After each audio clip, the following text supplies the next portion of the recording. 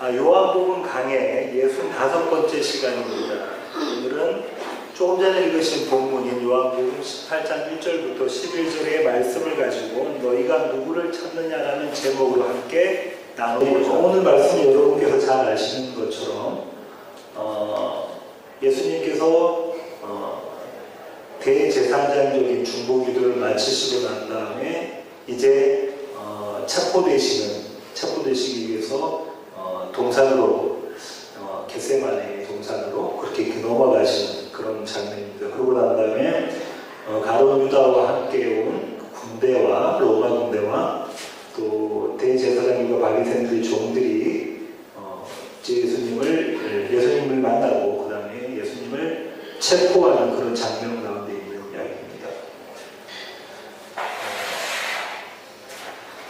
유명한 신학자인 퀘키노는 이 부분을 어떻게 좀 이렇게 나눴냐면요, 18장 1절부터 11절까지를 네 부분으로 나눴는데, 첫 번째 1절부터 2절까지를 세팅 이렇게 나눴어요. 이 전체의 세팅이다 이렇게 나눴고요. 그 다음에 3절을 유다의 배신, 그 다음부터 4절부터 9절까지 그리스도의 자기 계시,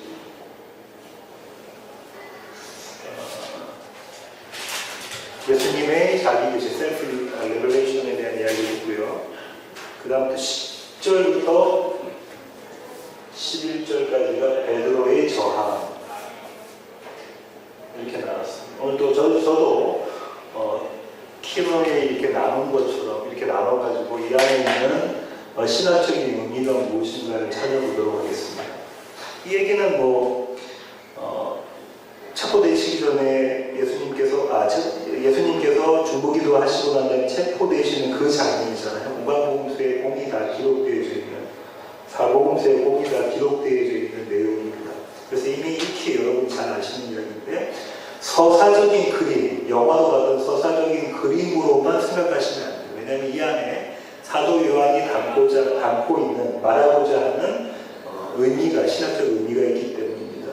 18장 1절부터 보시겠습니다. 예수께서 이 말씀을 하시고 제자들과 함께 기드론 시내 건너편으로 나가시니 그곳에 동산이 있는데, 기드론 시내 건너편,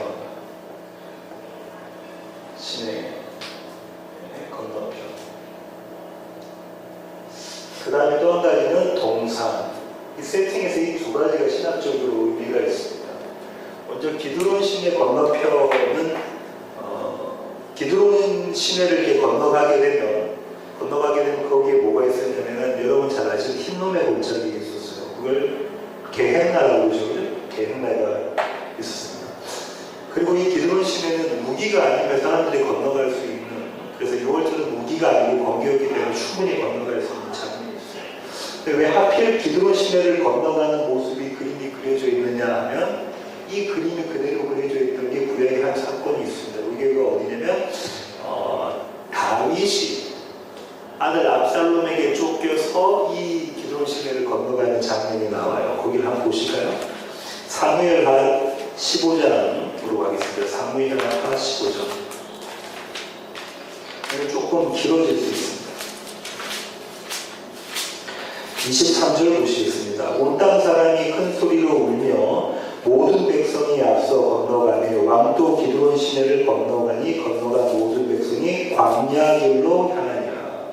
지금 어떤 장면이냐면 다윗이 자기 아들 압살롬에게 쫓기는 장면이죠. 그래서 압살롬이 왕이 되고자 하는 그런 모습이 있습니다. 그래서 예루살렘을 버리고 다윗과 그의 신하들로 백성들이 이 기드론 시내를 건너가는 장면이 있어요. 그런데 중요한 것은 이 다윗의 반대편에 서 있는 자가 압살롬이잖아요. 그 다음에 압살롬의 노사가 누구였냐면 아히도벨이라는 자입니다. 31절 보세요. 어떤 사람이 다윗에게 알리되 압살롬과 함께 모건한 자들 가운데 아히도벨이 있나이다 하니 다윗이 이르되 여호와여 원하옵건대 아히도벨의 모략을 어리석게 하옵소서. 자신의 부하였던 자가 아들 정변을 꾀하는 아들 압살롬의 모략자가 됩니다. 그런데 이 두 사람은 다윗과 반대편에 서 있잖아요. 이 두 사람의 최후는 어떻게 됐을 것 같습니까? 둘 다 나무에 매달려 죽게 됩니다. 조금 더 넘기겠습니다. 17장 23절, 사무엘하 17장 23절 보겠습니다. 아이돌이 자기 계략이 시행되지 못함을 보고 나귀의 안장을 지고 일어나 고향으로 돌아가 자기 집에 이르러 집을 정리하고 스스로 목매어 죽음에. 압살롬은 어떻게 됐을까요? 그 다음 18장 9절 보겠습니다. 압살롬이 다윗의 부하들과 마주치니라. 압살롬이 노새를 탔는데 그 노새가 큰 상수리나무 번성한 가지 아래로 지날 때에 압살롬의 머리가 그 상수리나무에 걸림에. 14절. 요압이 이르되 나는 너와 같이 지체할 수 없다 하고 손에 작은 창셋을 가지고 상수리나무 가운데서 아직 살아있는 압살롬의 심장을 찌르니. 기드론 시내라는 것을 사도 요한이 이야기할 때는 이 다윗의 사건, 다윗과 압살롬의 사건에 대한 것을 염두에 두었습니다. 다시 말하면 하나님의 반대편의 선자들에 대한 죄인이죠. 하나님의 반대편의 선자들에 대한 죄는 나무에 매달려 죽게 되는 것이죠. 나무에 매달려 죽는다는 것은 하나님의 저주를 받은 심판이라는 말이죠. 그런데 지금 예수님이 기드론 시내를 건너서 가시고자 하는 자리가 어디예요? 나무에 매달려 죽으러 가시는 겁니다. 그 자리는 지금 무엇을 이야기하려고 하냐면 그 자리는 예수님이 아닌 죄 없으신 그분이 아닌 저와 여러분이, 죄인인 저와 여러분이 달려 죽어야 될 자리, 그 자리를 지금 예수님께서 우리를 대신해서 그리고 우리를 대표하셔서 그 자리로 건너가시는 그림이 그려져 있는 것입니다. 그 다음에 나오는 이 동산, 기드론 시내 건너가는 동산이라고 있는데요. 그 동산은 겟세마네 동산, 예수님께서 마지막 기도를 하셨던 그 자리이죠. 다른 성경 구절들에서 공간복음에서 여러분 잘 찾아보실 수 있는데요. 마가복음 14장으로 한번 가보겠습니다. 마가복음 14장 34절부터 40절까지 말씀하시되 내 마음이 심히 고민하여 죽게 되었으니 너희는 여기 머물러 깨어 있으라 하시고 조금 나아가서 땅에 엎드려 뵐 수 있는 대로 이때가 자기에게서 지나가기를 구하여 이르시되 아빠 아버지와 아버지께서는 모든 것이 가능하오니 이 잔을 내게서 옮기시옵소서. 그리고 그 유명한 말씀이 나오시죠. 그러나 나의 원대로 마시옵고 아버지의 원대로 하옵소서. 이 기도를 하시죠. 그때 베드로를 포함한 제자들은 자고 있는 그 동산입니다. 겟세마네 동산. 겟세마네 동산 그쪽에 조금 더 가면 어떤 지역이냐면 감람산이라고, 그 올리브산이죠. 올리브산, 올리브 나무가 많은 올리브 가든이 있는 그쪽이 이 세팅의 장소입니다. 그런데 이제 사도 요한이 동산이라는 것을 이렇게 집어넣는 의미, 단어를 집어넣는 의미가 여러 가지가 있다고 신학자들이 이야기를 하고 있는데요. 첫 번째는 무엇을 이야기하고 있냐면 그리스도의 예수님의 사망, 죽음과 부활에 대한 이야기를 하고 있는 것이다 라고 말씀하시는 신학자들이 있습니다. 조금 더 지나가면 요한복음 18장 그 다음에 넘어가면 19장 이게 보시겠습니다. 19장 41절 한번 보실까요? 19장 41절. 예수께서 십자가에 못 박히신 곳에 동산이 있고, 그죠? 동산이 있고, 그 다음 조금 더 지나가셔서 20장 15절 보겠습니다. 예수께서 이르시되 여자여 어찌하여 우리가 누구를 찾느냐. 이미 예수님께서 부활하셨어요. 하시니 마리아는 그가 동산지기인 줄 알고, 어떤 의미를 가지고 있냐면 동산이라는 단어를 통해서 그리스도의 사망과 부활이라는 개념, 그 그림을 가지고 있는 단어입니다. 또 한 가지로는 마지막으로는 또 이렇게 이야기하는 신학자들이 있습니다. 이 동산이라는 의미를 가지고 있는 것은 뭐냐면 에덴 동산이라는 그림을 이 동산에서 가지고 있다라고 이야기를 해요. 그 일리가 있는 이야기. 5장 12절부터 21절, 로마서 5장 12절부터 21절까지 보시면 이 에덴 동산의 그림, 이것으로 주어져 있는 아담과 예수 그리스도의 대조를 볼 수가 있습니다. 로마서 5장 12절부터 21절로 한번 가보겠습니다. 로마서 5장 12절부터 21절. 그러므로 한 사람으로 말미암아 죄가 세상에 들어오고 죄로 말미암아 사망이 들어왔나니 이와 같이 모든 사람이 죄를 지었으므로 사망이 모든 사람에게 이르렀느니라. 죄가 율법이 있기 전에도 세상에 있었으나 율법이 없었을 때에는 죄를 죄로 여기지 아니하였느니라.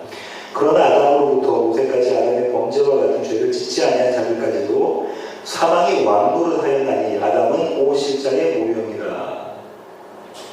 첫 번째 아담과 두 번째 아담에 대한 이야기를 바울이 이끌어가고 있습니다. 그러나 이 은사는 그 범죄로 같지 아니하니 곧 한 사람의 범죄를 인하여 많은 사람이 죽었은즉 더욱 하나님의 은혜와 또한 한 사람 예수 그리스도의 은혜로 말미암은 선물은 많은 사람에게 넘쳤느니라. 또 선물은 범죄한 한 사람으로 말미암은 것과 같지 아니하니 심판은 한 사람으로 말미암아 정죄에 이르렀으나 은사는 많은 범죄로 말미암아 의롭다 하심에 이르니라. 쭉 더 내려오셨어요. 19절 보시겠습니다. 한 사람이 순종하지 아니함으로 많은 사람이 죄인 된 것 같이 한 사람이 순종하심으로 많은 사람이 의인이 되리라. 무슨 이야기를 하고 있냐면 에덴 동산에서의 불순종, 그죠? 에덴 동산에서도 누구의 불순종? 첫사람 아담, 저와 여러분의 불순종이라는 그림과 동시에 무엇을 갖고 있냐면 예수 그리스도의 순종. 좀 전에 읽었죠? 마가복음에서 읽었습니다. 어떤 순종이셨나요? 주님, 아버지 하나님, 이 잔을 할만하시고서 내게서 거둬봐 주시되 내 뜻대로 마시고 아버지 뜻대로 하시옵소서라는 순종. 이런 배경을 이 동산이 가지고 있다고 말씀하시는 신학자들도 있습니다.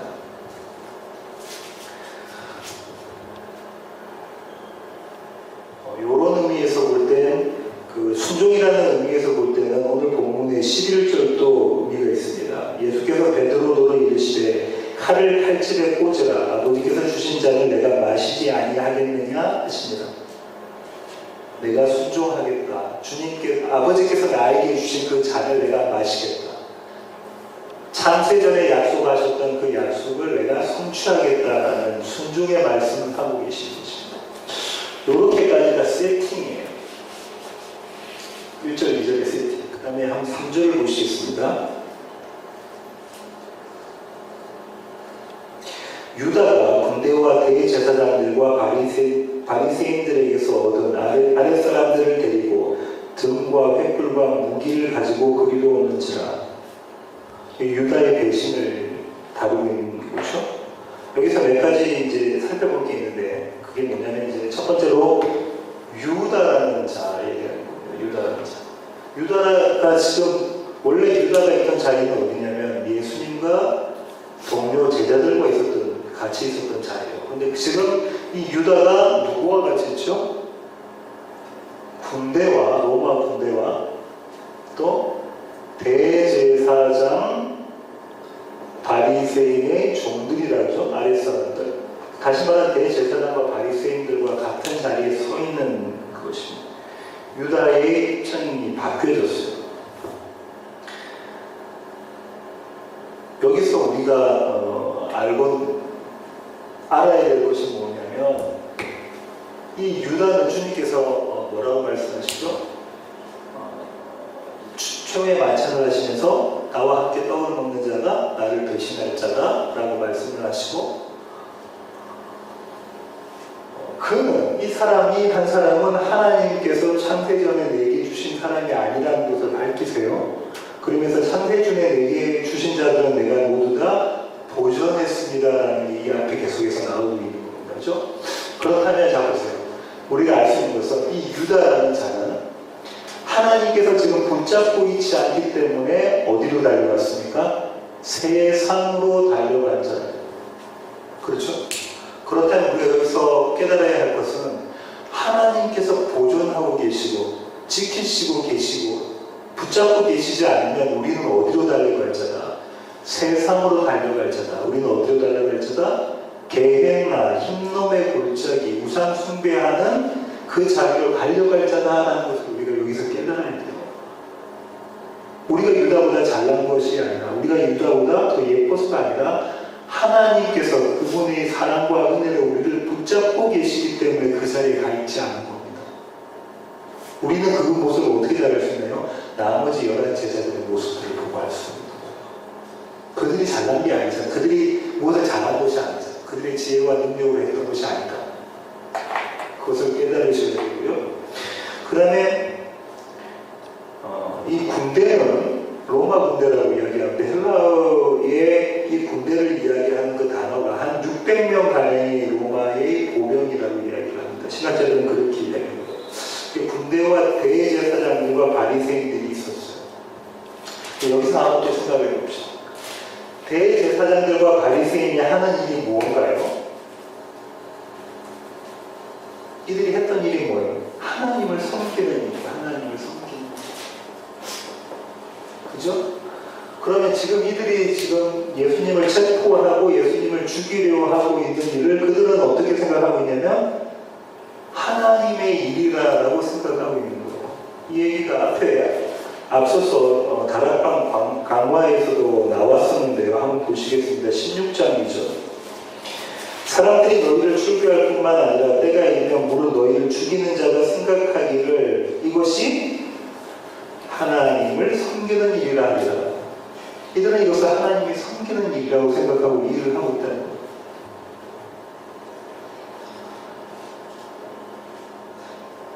그래서 이제 우리는 이게 알죠. 이것은 하나님을 섬기는 일이 아니다. 하나님을 섬기는 일은 딱 한 가지예요. 이게 뭐죠?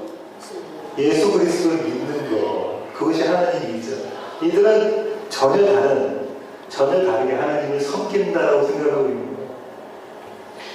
여기서 우리가 또 한 가지 반드시 알아야 될 것이, 혹시 우리도 하나님을 섬기는 일이라고 하면서 예배를 드리고 하나님을 섬기는 일이라고 하면서 교회에서 봉사를 하고 하나님을 섬기는 일이라고 하면서 헌금을 하고 선교를 하는 그것이 어쩌면 하나님을 섬기는 것이 아니라 그 반대편에 서 있는 일일지도 모른다.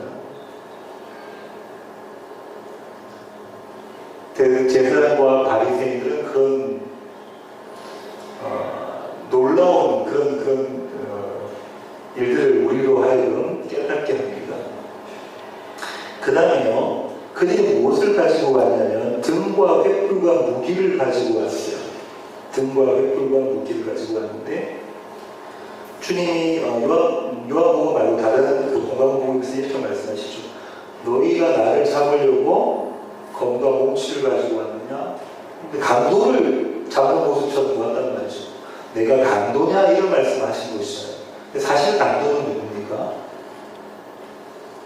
사실 강도는 누구예요? 양을 잡아먹는 강도는 대제사장과 바리새인의 모습이라. 근데 그들이 강도인 자들이 강도를 잡는 것처럼 그런 대조시키는 아주 대조시키는 그런 장면이 거기도 나와 있는 것입니다.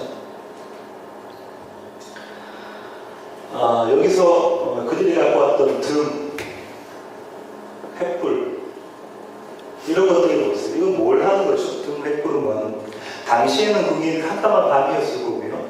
등하고 횃불이 없으면 예수님이 만약에 도망가면 못 잡을지도 모른다고 생각해서 그들이 등과 횃불을 가지고 왔을 수가 있습니다. 신학자들은 그렇게 이야기를 하는데요. 당시 정황으로.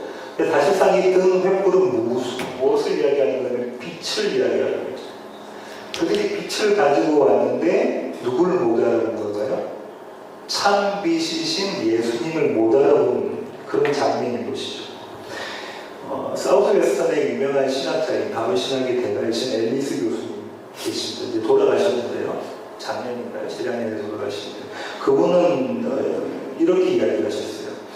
어둠이 참빛을 인식하지 못하는 모습에 군대와 대제사장과 바리새인의 아랫사람들이 등과 횃불을 갖고 그리고 참 빛이신 그 문 앞에 가 있는 모습이 어둠이 빛을 인식하지 못하는 모습이다. 이렇게 이야기를 하고 있습니다. 요한복음 1장 1절부터 5절 한번 가보겠습니다. 태초에 말씀이 계시니라. 이 말씀이 하나님과 함께 계셨으니 이 말씀은 곧 하나님이시니라. 그가 태초에 하나님과 함께 계셨고 만물이 그로 말미암아 지은 바 되었으니 지은 것이 하나도 그가 없이는 된 것이 없느니라. 그 안에 생명이 있었으니 이 생명은 사람들의 빛이라. 빛이 어둠에 비치되 어둠이 깨닫지 못하더라. 똑같은 장면이 창세기 있죠. 창세기 1장부터 다시 한번 보겠습니다. 창세기 1장 1절부터 태초에 하나님이 천지를 창조하시니라. 땅이 혼돈하고 공허하며 흑암이 깊음 위에 있고 어둠 가운데 있습니다. 하나님의 영은 수면 위에 운행하시니라. 하나님이 이르시되 빛이 있으라. 태초부터 계셨던 빛이 오시고요. 하시니 빛이 있었고 빛이 하나님이 보시기에 좋았더라. 선하더라. 하나님이 빛과 어둠을 나누사 하나님이 빛을 낮이라 부르시고 어둠을 밤이라 부르시니라. 밤, 낮. 빛이 있으면 낮, 빛이 없으면 어둠만 있으면 밤. 이 그림을 요한은 사도 요한은 그대로 끌고 와서 요한복음에서 빛과 어둠에 대한 대조로 요한복음을 이끌어가고 있습니다. 그런 뉘앙스를 가지고 있어요. 다시 유다로 돌아가겠습니다. 이 유다는 대제사장들과 바리새인들과 먼저 작당을 하죠. 어떻게 작당을 하냐면 내가 예수님을 밤에 가서 대제사장들과 이제 바리새인들 군대의 장교들이 그랬겠죠. 우리가 어떻게 예수님을 식별해낼 수 있을까? 그 컴컴한 밤에. 그래서 유다가 뭐라고 하죠? 내가 입맞추는 자 그분이 예수 그리스도다 라고 말씀을 하고 이야기를 하고 있죠. 한번 볼까요? 마태복음 26장 47절부터 49절. 47절부터 읽겠습니다. 말씀하실 때에 열둘 중에 하나인 유다가 왔는데 대제사장들과 백성들의 장로들에게서 파송된 큰 무리가 칼과 몽치를 가지고 그와 함께 하였더라. 예수를 타는 자가 유다가 그들에게 군호를 짜라 이르되 암호로 이르되 내가 입맞추는 자가 그이니 그를 잡으라 앉으라. 곧 예수께 나와 뭐라고 이야기합니까? 유다가 선생이여 라삐여 안녕하시옵니까? 평안하시나요? 하고 입을 맞추니 우리는 유다의 이 모습을 보고 무엇을 발견할 수 있냐면 우리 인간의 모습으로서의 평안, 평강, 샬롬 입술로만 하는 샬롬, 평안, 평강 이런 말씀인 거죠. 평안과 평강은 샬롬은 하나님과 우리와의 관계가 바로 섰을 때입니다. 우리가 하나님 편에 서 있을 때가 평안인 거죠. 평안하지 않는 자가 평안을 여쭈고 있고 예수님께 그리고 무엇을 하고 있냐면 사랑의 표시 입맞춤을 하고 있어. 사랑할 수 없는 자가 사랑하는 모습을 그림을 그리고 있는 거죠. 주님께서 이야기 뭐라고 하셨냐면 마지막 계명을 주신 것이 새 계명을 주신 것이 서로 사랑하라. 전혀 사랑할 수 없는 그 우리의 모습, 저와 여러분의 모습을 유다를 통해서 드러내고 계시는 것입니다. 여기까지가 유다의 배신물 3절에 있던 그 다음에 4절부터 9절까지 예수님께서 예수님 스스로를 계시하고 계시는 장면이 나옵니다. 한번 보겠습니다. 예수께서 그 당할 일을 다 아시고 나아가 이르시되 너희가 누구를 찾느냐. 이게 중요해요. 오늘 설교 제목인데 너희가 누구를 찾느냐.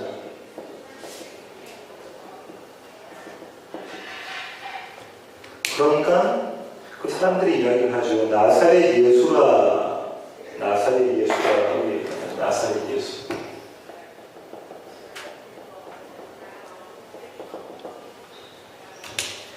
그 다음에 다시 나오는 말이 예수님께서 이르시되 내가 그니라.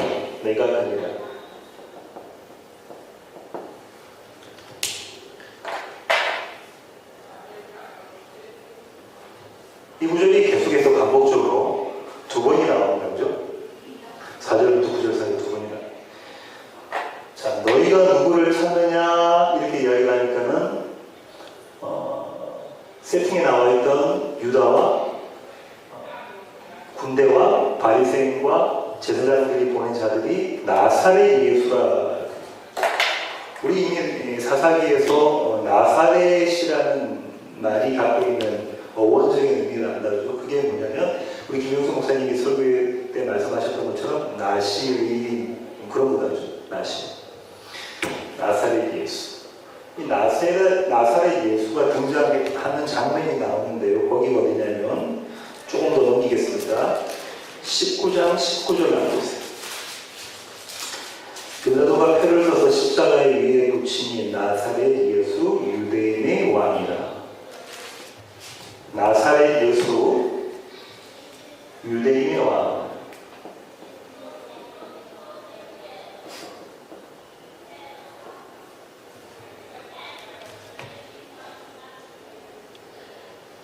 우리가 이미 사사기에서 배운 것처럼 사사들이 하는 역할이 그리스도의 모형으로서의 역할을 하고 있는 것이죠.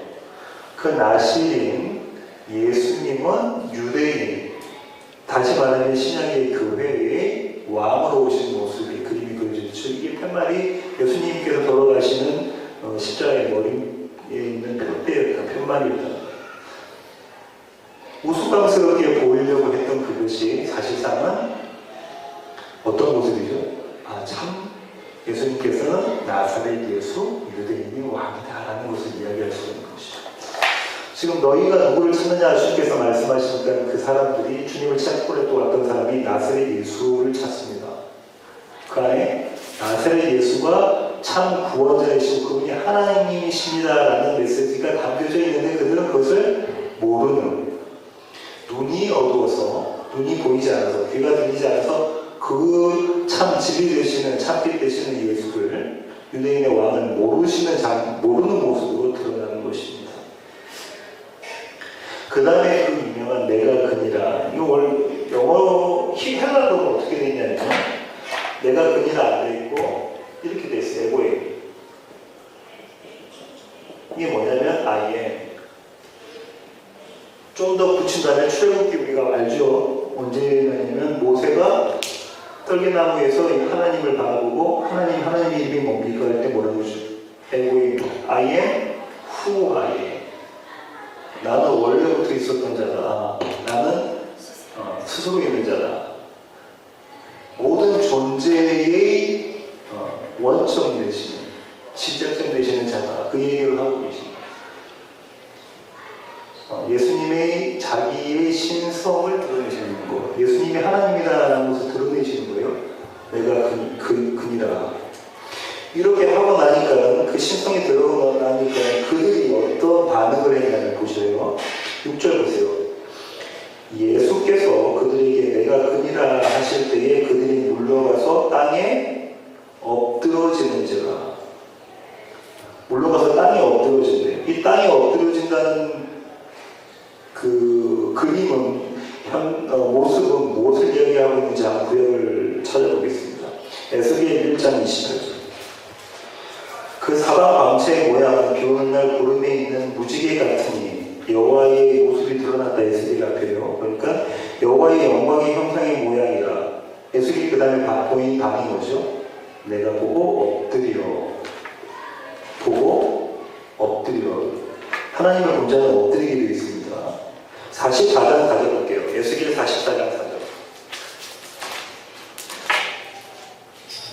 그가 또 나를 데리고 공문을 통하여 성전 앞에 이르시기로 내가 보니 여호와의 영광이 여호와의 성전에 가득한지라.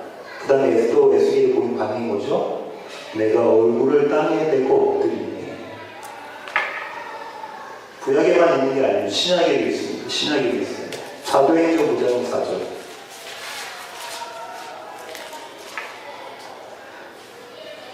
사울이 3절부터 볼게요. 사울이 길을 가다가 다윗에게 가까이 이르러 호영이 하늘로부터 빛이 그를 둘러 비추는지라. 사울이 어떻게 했습니까? 땅에 엎드러져 들으매.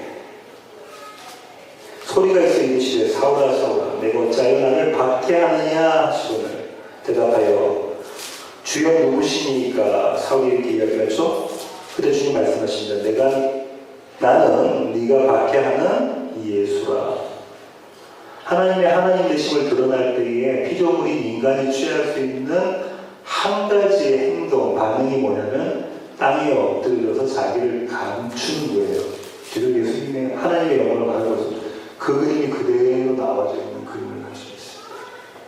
그럼 우리가 여기서 무엇을 할 수 있냐면 예수님께서는 그 자리를 충분히 이기실 수 있는, 물리치실 수 있는, 그냥 피해가는, 도망쳐가는 게 아니라 물리치실 수 있는 그런 하나님의 능력을 갖고 계심에도 불구하고 이 잔을 내가 마시겠다. 하나님의 작전, 하나님의 약속을 성취하겠다라는 그 모습이 예수님의 그 사역의 모습이 담겨져 있는 것입니다.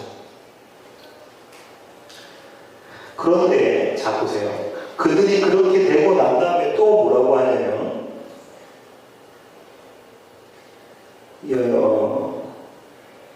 7절 다시 볼게요. 이에 다시 누구를 찾느냐고 물으시되 본인이 하나님이시고 늘어미셔서 예수님을 체포하러 왔던 자들이 물러가서 땅에 엎드러지는 하나님의 하나님됨을 바라봤는데도 다시 주님이 묻지요. 그들에게 누구를 찾느냐. 그들이 다시 대답하는데 그 대답이 똑같이 나사렛 예수입니다. 그들은 예수 그리스도를 하나님으로 인식하지 못하는 모습이 담겨져 있습니다. 그죠? 요한복음 8장 12절 한번 가볼까요? 예수께서 또 말씀하여 이르시되 나는 세상의 빛이니 나를 따르는 자는 어둠에 다니지 아니하고 생명의 빛을 얻으리라. 그러면 이들은 예수님이 빛이라는 것을 모르고 있는 그런 모습인데 여전히 빛이라는 것을 모르고 있는 모습인 거예요. 다시 8절 예수께서 대답하시되 너희에게 내가 그니라 I am 에고임이라고 말씀하시면서 주님께서 이런 말씀을 하세요. 나를 찾거든 이 사람들이 가는 것을 용납하라. 나만 체포하고 내 제자들은 그냥 보내줘라 라고 말씀을 하고 계시잖아요. 근데 이 헬라어의 이 구절을 보면 어디에서 이 사람들이 가는 것을 용납하라라는 것이 어디에 정확히 똑같이 쓰임되어 있어요. 거기가 어디냐면 요한복음 11장입니다. 여러분 아시죠? 요한복음 11장은 예루살렘 입성하기 전 12장 전에 있던 사건이에요. 기적의 마지막 사건 뭡니까? 죽은 나사로를 살리시는 모습이 있는 자리입니다. 그렇죠? 요한복음 11장으로 가겠습니다. 43절 이 말씀을 하시고 큰 소리로 나사로야 나오라 부르시니 죽은 자가 수종을 배로 동인 채로 나오는데 나사로가 소생했지요. 그리고 그 얼굴은 수건에 쌓였더라. 예수께서 이르시되 무엇하라고 하셨습니까? 풀어놓아 다니게 하라. 수건과 이렇게 쌓여있는 그 모습은 뭐냐면 사망의 모습인 거예요. 그죠? 근데 풀어놓아 다니게 하라. 이 똑같은 구절이 지금 이 사람들이 가는 것을 용납하는 헬라어로 똑같아요. 번역을 틀리게 해서 그렇지. 그럼 무슨 얘기를 하고 있는 거냐면 사망, 죄에 의해서 사망받을 그 자들을 그 사망에서 건져내시는 예수님의 구원 사역에 대한 그림이 그려져 있는 거예요. 사도 요한은 똑같은 그런 단어들을 사용하면서 그 그림을 그리고 있습니다. 그러면서 이내 뭐라고 말씀하시면 이렇게 말씀하시죠. 9절 보세요. 이는 아버지께서 내게 주신 자 중에서 하나도 잃지 아니하였사옵나이다 하신 말씀을 응하게 하여. 그러면 자 여기서 보시죠. 이것은 하나님께서 창세전에 예수님께 주신 자들, 지금 이 그림에서는 11제자들이죠. 이 11제자들을 한 사람도 놓치지 않았다, 잃어버리지 않았다라고 말씀하시는 것은 이들이 육신적인 죽음에서 벗어난 것을, 체포되는 것에서 벗어난 것을 말씀하시는 게 아니잖아요. 그죠? 무엇입니까? 이 앞에 그림, 죽은 나사로를 살리신 그림, 그 그림에 있는 그 단어들을, 문구들을 그대로 끌고 와서 사용했으니까 이게 뭐 어떤 얘기겠어요?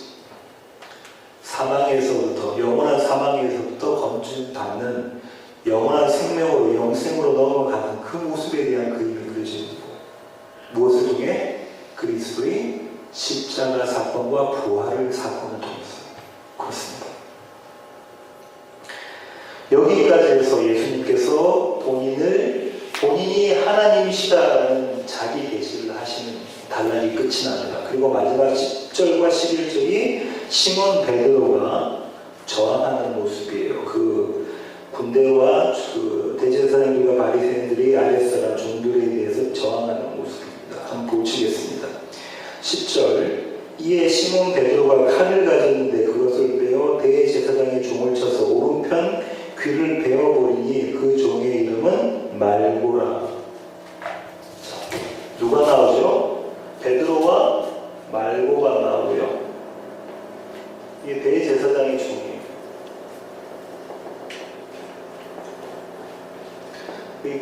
베드로가 이 사람의 오른쪽 귀를 잘라버립니다. 말고라는 단어는 히브리어는 사실상 옛날에 그 모음이 없었어요. 모음이 없었어요. 뒤에 합자들이 모음을 갖다 붙인 거죠. 말고는 영어로 쓰면 MLK 모음이 없으니까 자음만 있으니까 MLK죠. 이거 다시 쓰면 뭐 하고 갔냐면 멜렉하고 갔대요. 멜렉이 뭡니까? 아비멜렉 하면 여러분 잘 아시는 거예요. 킹이에요. king. 왕이 그려져 있고 왕이라는 이름을 담고 있다고요. 멜렉에. 근데 이 왕이라는 자의 오른쪽 귀를 잘라버립니다. 성경에서는 늘 이야기하는 오른쪽은 뭐죠? 오른쪽. 우편, 오른쪽, 바른 쪽이 뭐죠? 이엘이라는 얘기를 하고 있고. 예수님이 항상 어디서 계십니까? 하나님. 그 우편이 하나님이 계시고 영적인 분인데 우리가 그림에서 그린 것처럼 하나님이 계시고 오른쪽 편에 예수님이 서 계신 모습이 아니라 항상 바른 이런 것들이에요.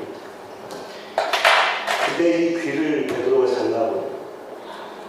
이 귀, 성경에서 귀라고 이야기하면 여러분이 아셔야 될 게 예수님께서 늘 그분의 제자들과 유대 사람들에게 하셨던 말씀이 있는데 그게 말씀이 뭐냐면 들을 귀 있는 자는 들어. 귀가 열린 자는 들어.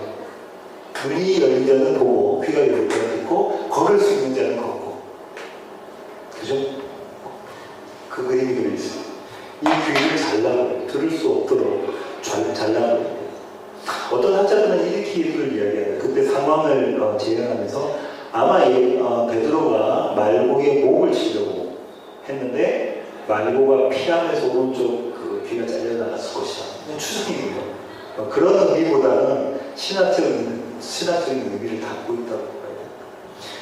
이렇게 하고 난 다음에 이렇게 베드로가 말고의 귀를 자르고 난 다음에 예수님께서 11절에 뭐라고 말씀하시냐면 예수께서 베드로더러 이르시되 칼을 칼집에 꽂으라 라고만 말씀하시는데 다른 데에서는 조금 말씀이 틀리죠. 한번 볼까요? 마태복음 26장으로 갈 거예요. 누가복음으로 가겠습니다. 마태복음이 안 나오네요. 누가복음 22장으로 가겠습니다. 49절부터 보겠습니다. 그의 주위 사람들이 그 뱅이를 보고 여쭤되 주여 우리가 칼로 치리까 하고 이거를 막아야 되니까요. 예수님이 첩보되시는 걸 막아야 되니까요. 우리가 칼로 치리까 하니까 그 중에 한 사람이 베드로죠. 대제사장이 종 말고입니다. 종을 쳐 그 오른쪽 귀를 떨어뜨린지라 예수께서 일러주시되 뭐라고 하시냐면 이것까지 참으라 하시고 그 귀를 만져 낫게 하시라. 이 귀를 맞아서 낫게 하시는 모습의 그림이 그려져 있습니다. 저는 이렇게 생각을 하는데요. 왕이라는 이름을 가진 말고가 세상의 왕이라는 이름을 가진 말고 저와 여러분 왕노릇 하려고 세상에서 왕노릇 하려고 하는 자들의 귀가 잘려져서 사실상은 복음을 듣지 못하는 자, 의로움을 듣지 못하는 자이었는데 주님께서 어떻게 하시죠? 그 귀를 다시 치유하셔서 회복시켜서 복음을 듣게 만드시는 그런 모습이 그림에 그려져 있지 않나 이렇게 생각을 합니다. 그러시고 난 다음에 다시 본문으로 돌아서 예수님께서 말씀하십니다. 아버지께서 주신 잔을 내가 마시지 아니하겠느냐? 아버지께서 주신 잔을 내가 마시지 아니하겠느냐? 마태복음 26장 가보겠습니다. 52절부터 보겠습니다. 이에 예수께서 이르시되 내 칼을 도로 칼집에 꽂아라. 칼을 가지는 자는 다 칼로 망하느니라. 너는 내가 내 아버지께 구하여 지금 12군단 더 되는 천사를 보내시게 할 수 없는 줄로 아느냐? 주님께서 그 정도 할 수 있는 능력이 있으시다는 거죠. 그런데 내가 왜 안 하고 있느냐? 내가 만약 그렇게 하면 이런 일이 있으리라 한 성경이 어떻게 이루어지겠느냐? 무슨 이야기하고 계시냐면 지금 주님께서 하나님께서 계획하신 하나님의 작정, 창세전은 뭐냐? 하나님 스스로의 뭐냐? 예수 그리스도를 안에서 택한 자들을 하나님 앞에서 거룩하고 흠이 없는 자로 만드시는 그 약속을 하나님께서 성취하시는데 이 일은 반드시 성취되어야 하는 것이다. 하나님이시니까 하나님께서 약속하신 그 일은 반드시 성취되어야 하는 것이다 라고 말씀하고 계십니다. 여기까지가 오늘 본문의 전체적인 이야기입니다. 오늘 성경 제목을 제가 4절에 나와 있고 7절에 나와 있는 너희가 누구를 찾느냐라고 제가 정했습니다.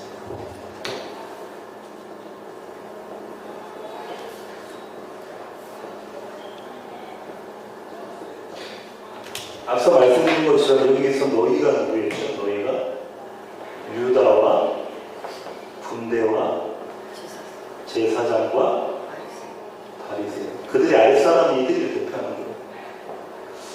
이들을 보고 너희가 누구를 찾느냐.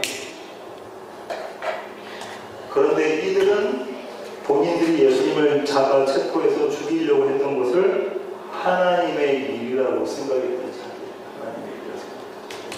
그리고 이 군대는 로마 군대를 이야기하니까 세상적 힘에 대한 이야기고, 이건 종교적인 거예요.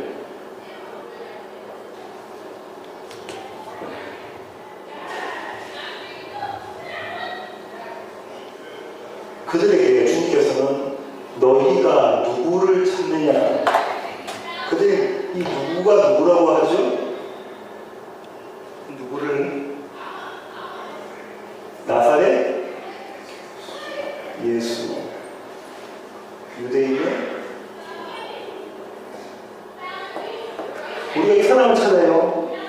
우리가 나사렛 예수, 유대인의 왕을 찾습니다. 한편에서는 세상적 힘으로 이 예수님을 찾고, 한편에서는 종교적인 이유로 이 사람을 찾습니다. 예수님을 찾고 있어요. 이 모습이 우리 가운데 있지 않나 싶은 생각이 듭니다.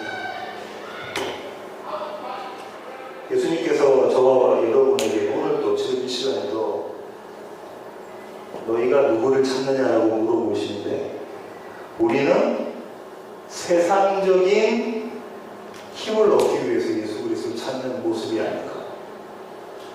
하나님, 내가 처해 있는 환경, 내가 처해 있는 이 안 좋은 관계, 내가 이루고자 하는 세상적인 성취, 이런 것들을 해결해 주세요 하는 모습은 아닌가. 저는 그렇습니다. 힘들고 있는 이 상황, 경제적인 것뿐만 아니라 목회적인 것, 4년이 다 되어가는데 부흥하세요. 총 4가정만이 허가시 다 이런 것들 다. 주님이 물어보시는데 너희가 누구를 찾느냐 하는데, 하나님 이런 것들 다, 세상적인 것들 다 해결해 주세요 라고 주님 찾고 있는 모습은 아닌가. 아니면 제사장과 바리새인들이 그랬던 것처럼 내가 하나님의 일을 한다고 하면서 하나님께 헌금하고 하나님께 봉사하고 하나님을 위해서 선교하고 여러 가지 일들을 하나님을 위해서 한다고 하면서 사실은 하나님이신 예수님을 찾는 것이 아니라 또 다른 종교적인 우위, 종교적인 힘, 그런 것들을 찾고 있는 모습은 아닌가라는 생각이 듭니다. 여러분은 어떠시죠? 저는 이 설교를 준비하면서 본문을 쭉 이렇게 해석해가면서 그런 마음이 들어요. 내가 유다구나. 내가 이 제사장과 바리새인의 모습이구나. 그래서 한시라도 주님께서 나를 붙잡고 계시지 않으면 나는 저 유다의 모습처럼 저 대제사장들과 바리새인의 모습처럼 흰놈의 골짜기 개했나 지옥으로 손살같이 달려갈 자구나 하는 것을 깨닫게 되었습니다.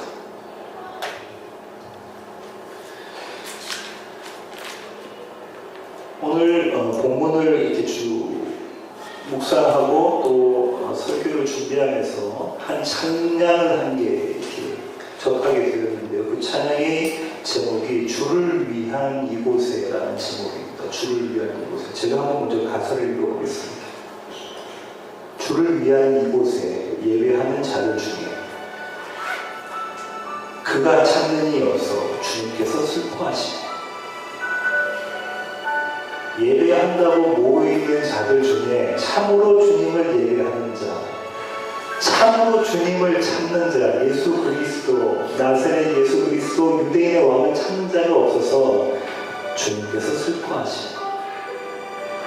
주님이 찾으시는 그 한 사람, 그 예배자, 바로 내가 그 사람이 되기 위해서 나로서는 할 수 없으니까 간절히 주께 기도하고 예배합니다.